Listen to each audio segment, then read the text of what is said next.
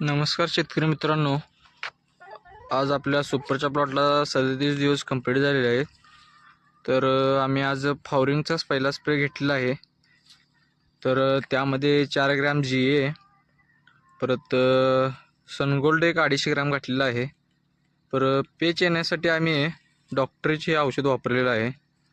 तर बघू शकता प्लॉट आपला पूर्णपणे फ्लॉवरिंग स्टेज चालू आहे प्लॉटची. तर बघू शकता.